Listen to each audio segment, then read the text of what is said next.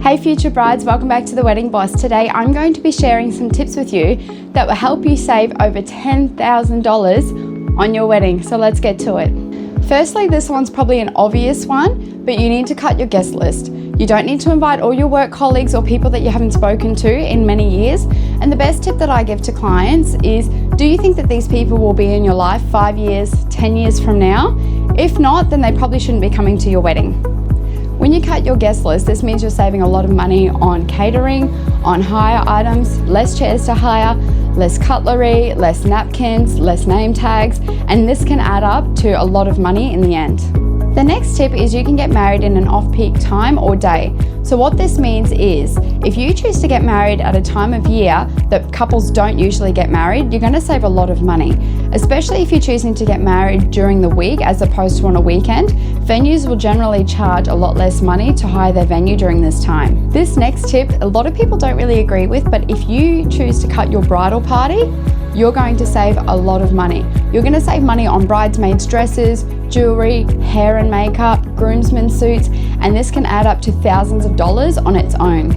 If there is someone really special like a sibling or a best friend or a family member that you really want to include that you would usually have as a bridesmaid or a groomsman, then instead of having them as a bridesmaid or groomsman, you could have them be a part of your wedding. They could do a reading during your ceremony, they could be a part of your bouquet toss, you could dedicate a dance with them. There's many other ways that you can include these people without actually having to have a bridesmaid or a groomsman. The next tip is you can use digital invitations and save the dates. You can design your own on a platform such as Canva, and you can send these to guests digitally, which will save you hundreds of dollars on printing and then posting them out to people's addresses.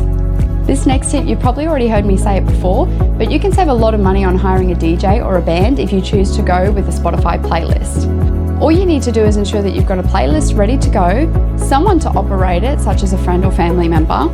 You also want to ensure that you've got a good variety of songs playing, and you also want to make sure that your device is on airplane mode to make sure that it's not going to interrupt during the evening. My next tip is do not print your menus or your programs. Opt for one big sign that has all this information on it and place it somewhere such as the entrance into your reception area so that your guests can see it on the way through. If you want to save thousands of dollars in one go and you're not fussed on having a big fancy wedding venue, then you can opt for having a small backyard wedding, or you can also look at having a wedding at an Airbnb location. Some Airbnbs will actually allow for you to have your wedding there, and it's also a great idea because your guests will actually have somewhere to sleep too. Also, if you're choosing to do it in a backyard, such as your own backyard, a friend's backyard, or a family member's backyard, it's free. And if you do your own DIY styling, that'll be even cheaper again. I have seen many beautiful backyard weddings myself, and there's nothing that a few festoon lights or fairy lights and some candles can't fix. I hope these tips helped you with your wedding planning. If you'd like to follow along for more tips, tricks, and wedding planning advice, make sure you like and subscribe to my channel below so I can help you along your wedding planning journey.